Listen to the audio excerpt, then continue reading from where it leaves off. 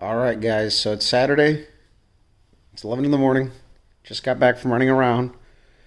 Picked up a bunch of stuff, fluids and stuff.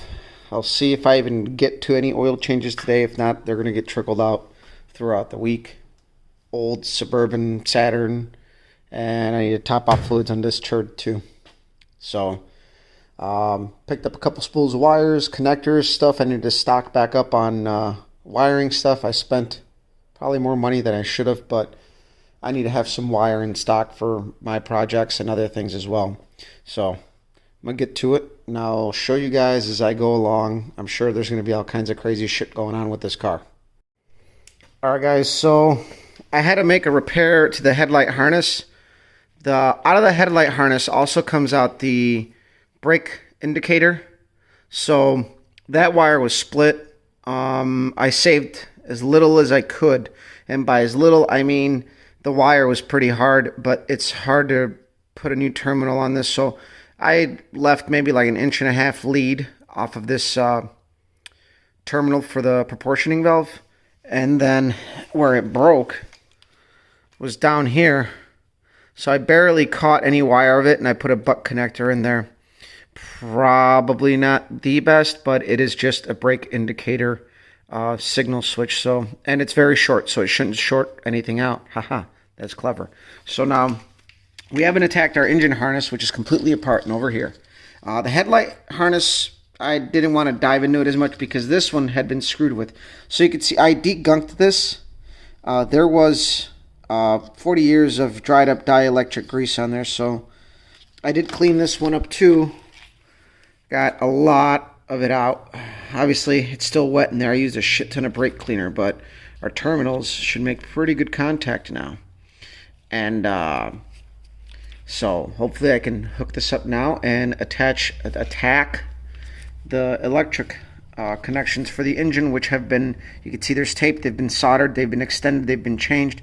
This car has a history. It started out with a 400, it had a Buick 350, then we put a 403 Olds in it, so it's had a Pontiac, a Buick, and an Oldsmobile engine. Wires have been moved around, and it's time to make it just Oldsmobile because that's all we really run around here. So I'll follow it up once I do some of my changes and explain to you guys why I'm going to do them on the engine harness. So this is where the fun begins, right? So we have a splice here on this wire. This purple wire, I believe, is, let's find the end. I have to shuffle my phone here as I show you guys. What did I write down here? This is for the starter solenoid. Now, since I am using a remote mount solenoid, which is right there, I have to shorten the crap out of this wire, but you can tell that it was lengthened because the starter was on the opposite side of the car. And then the battery positive on the side of the solenoid also has to get shortened. So I have to retain some of my original, and I do have to splice it in with the some of the wires. And then, you know, we got spliced alternator wires, and I mean, they're soldered, but they're just soldered and taped, and it's a fucking mess, man. So that's the fun that I have going on. I have to kind of map out what I'm going to do, then put it on the car, and then come back out here, and then go back and forth. So, yeah, just want to show you guys that that's half my battle, is dealing with all the extra wires that were added and what I have to do. So a bit of a mystery solved, right? So this is the wiring that would normally go to your starter solenoid. The positive on the starter solenoid, right? So since I have a remote solenoid to keep it away from heat, I have to shorten this up significantly. But on the Pontiac motor, I believe the starter is on the passenger side. So this was lengthened, and it used these two leads were hooked up to 4 other things. So this alternator is a single one-wire setup, you know, as GM intended it to be. So all I have to do in this situation is run a wire from here to the positive on the starter, because it's a one-wire hot. That is always hot. There is always 12 volts to this back wire. And meaning, since everything was hooked up, those 4 wires were hooked up because there's a, let me show you guys for better explanation. Okay, so this is the fucking Frankenstein chunk I took out, right? There's 4 wires there, all crimped and soldered, and I mean, they've been on there for at least 30 years as far as I know. This was all done before I was born. This car was parked the year I was born. So there is 2 leads going into the firewall from a 12-volt constant, all right? And they were also hooked up to the alternator and the sending wire for the dash. So for your 12-volt source, just so the gauge works. So all I have to do is wire the alternator to the battery terminal, the power wire to the battery terminal, which in this case really doesn't make sense why it was wired that way, because if it's going from here to a 12-volt source, I don't think the voltage is actually metered through that pigtail anymore. So I'm going to leave that off for now and see what happens. But if anything, it's completely, utterly pointless, because at this point, the 1 wire hot is all it needs to work. And if these 2 wires meter voltage, then the gauge in the dash is already getting its 12-volt signal. So I probably don't have to do anything but cap this off. But we're going to find that out later, because that's a simple enough fix. Because once these 2 wires are hooked up to the battery, it's no different than having that pigtail. So that pigtail, I really don't understand why it was hooked up there based off of how the 1-wire alternator works. These wires coming in out from the dash are already reading voltage. So that pigtail was almost put in there for no reason. So yes, it looks like a mess in here, but the real thin gauge wires, GM used brown, green, and blue for a number of years for your water, oil, and temperature. God, I want to say blue is water, green is temperature, brown is oil. It's been a while, and I should have marked these, but it's standard GM. So I will find out. I have to look it up. So again, I had that diagram book, but the guy at work needed it for his vet. So either way, we're going to start nipping away at this and start shortening it up, take it back off, wrap everything up, and hopefully no more surprises. But I think I got this figured out. Okay, so my wiring is pretty much set in place. And here's what we got going on. So I use 0 gauge to the battery, clears the headers into my solenoid. This other 0 gauge goes to the positive. I have to set up the ground yet, but that's simple enough. The blue wire is for our starter. And then our 2 red wires that came from the engine harness were the ones that went down into the starter that go in with the battery lead. So those are constant hot wires. Our gauge wires come out here. These are blue, green, and brown. Blue being for the oil, green for water. Brown is actually supposed to go to the alternator. I think I'm just going to tape that off and shove it inside. And I'll be able to... I really don't know what the hell it's for. But to be honest with you, my volt gauge always works. So I'm thinking that the 2 main wires are signal wires for the gauge, and that one is just for the regulator, which isn't needed with a 1-wire setup. So, now that we got that going on, I got it figured out. My wiring looks really clean. I'm going to start running the headlight wires now that I got my harness bolted in. There's 3 wires back here that I'm going to leave contingent. When I installed the EFI, I found out that these are diagnostic wires. They actually run through the circuitry. So, but these are live wires when the ignition is on, just not while cranking. So I'm actually going to use these for auxiliary power. I believe they stay on while the car is running, just not while cranking. So it'll be perfect to run a power wire to a relay and then run it to our fans. And since we got multiple wires that are hot, we can control each fan individually if we want, or run them both through one circuit. I don't know how many amps the fans I bought pulled. I bought 2 30-amp fuses, which I think should be enough. And we'll wire those in later, and I'm going to be using those 3 wires. So those are contingent, and I might, I'm just going to cap one off with tape or just a dud butt connector, melt it off on the end. for future use. And I'm really happy everything's nice and clean. You know, we got our distributor wire running to the back. I got to take this tape off of here. That really pisses me off. But, you know, everything's in a loom. I got a new loom. Obviously, I got to buy some holders for it to put somewhere on the valve cover, just at least one, so it looks nice. And then from here, I'm going to power test the wires and see if I can get the gauges to work. But I'm going to have to run back to work and grab my test light. I thought my test light was in my box of shit, but it wasn't. Clearly, I've been working on the ground. Working on the bench with this stuff just doesn't intrigue me. So I'm used to kneeling down at work. We work on the ground a lot.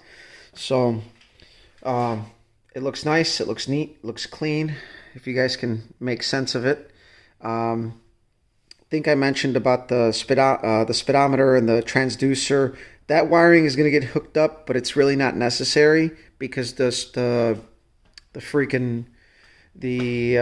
cruise control unit doesn't work. So I'm mainly putting it in place because I need it for the speedometer. But moving along, the wiring is really coming alive, and I don't think I'm going to case these up. These are going to stay like this. Chances are I'm going to have to tap into this for a neutral safety switch when I hook it up to the shifter. And yeah, so I'm going to continue on, and once it's completely done, I'll show you guys a little bit more. All right. So things are wrapped up, and of course, I did mention there was going to be some crazy shit going on with this car, and of course there was. Everything was fine when we parked the car, but in the motion of moving things out, we created a few issues, some which were hard to catch, and it could have been made easier, but I left my test light at work, and I didn't want to go back for it, because I didn't want to stop my momentum. So I did it the old-fashioned way, which is the hard way. So I got my wiring done. It's pretty clean. I'll let my wife come in and show you guys not only my wiring, but the mess I have to pick up over there. Shit all over the floor. So I made the pigtail for the alternator to the constant hot for it. I still need to get a little nut for this. I should have one in my box of shit. I do have the oil pressure. That's the only one I hooked up. The other ones I just wrapped up and shoved back in there until I decide what to do. Now, the funny thing is, the headlight and taillight wiring gave me the hardest time, and I think it's just because they're old sockets and they kind of suck to work with. But I had a problem with, first of all, the steering column actually kind of gets grounded through the steering shaft. So I tried to turn the lights on and nothing was happening, and then I hooked that up and things started to work. And then on the rear, I had a light that didn't want to blink, and the front was blinking, but the corner lamps weren't coming on. So I checked my grounds, everything was good. I even went as much as to loosening up my grounds, retightening them, make sure they had a good contact. Everything was good there. On the front, I had a bad socket on the bumper corner lamp that wasn't making full contact, so it was creating a short, and it didn't have continuity. So the marker lamps on the right front weren't turning on, and they were making, when I would turn the lights on, the right front blinker indicator would turn on the dash without the cam being pushed up on the signal level. So it took me a while, because if something's wrong on the back, something's going to be wrong on the front. So I'm going back and forth, back and forth, back and forth.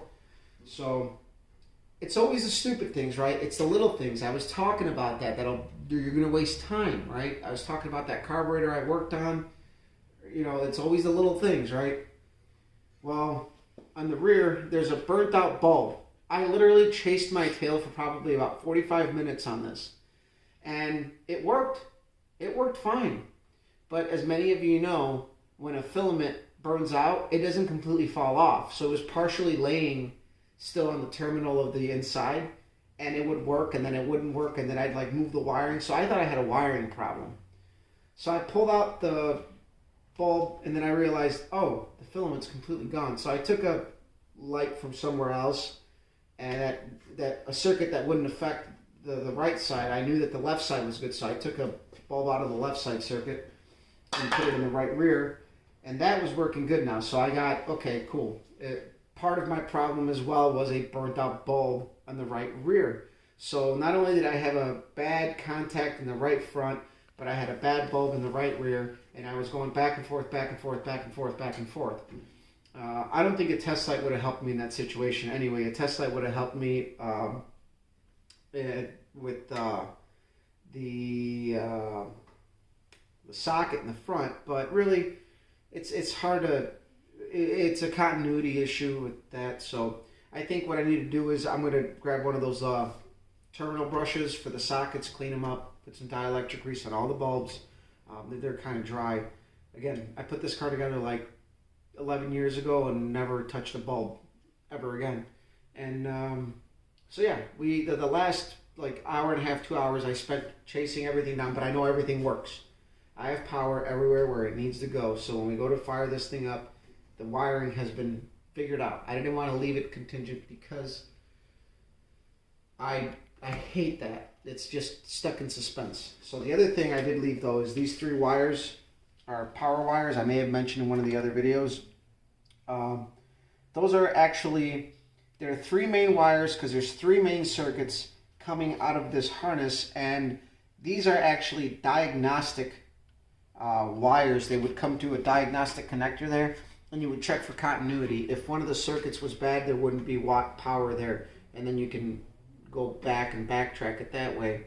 At least that's what I've read about. And what I'm going to end up doing is, since these are 12, when the key is on, now there's no power cranking, so that's actually pretty good because we can use these for our electric fans and just run them through a relay, and we really don't have to put them on a switch. They'll just come on all the time. Or we can maybe put a toggle in there if I really want, but we'll see. Usually on the olds, whenever I turn the car on, the fans come on. No different than when you turn the car on, the fan spins until it fully engages or whatever. But I'm still waiting for that, and I got to make my radiator brackets and stuff. So, but success on the wiring. Pretty much done. The only wiring I have left to do is once I do my fans, and that is easy peasy. Wire up a couple relays, a couple extra wires, run them through the inside of the fender, real nice, real tight, hide it all. And really, once I get the carburetor back on here, which is no big deal, I got to finish up the EGR block off, and then we're pretty much ready to just put fluids in it. Do our brake system, which is going to be the next big project. Finish that up, booster, master cylinder, bleed the brakes.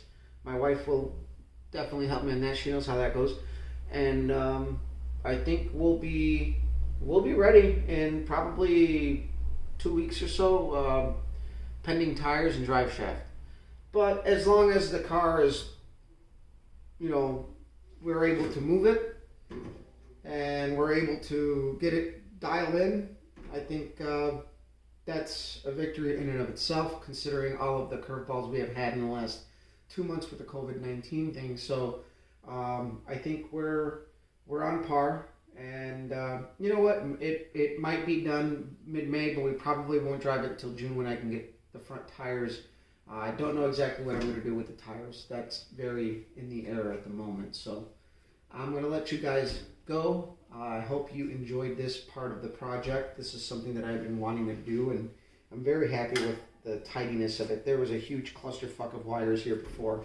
It's leaps and bounds cleaned up. So share, like, subscribe. You can follow me on Instagram as well, Copper Cutlass. And give it a like, give us a thumbs up, show some love. See ya.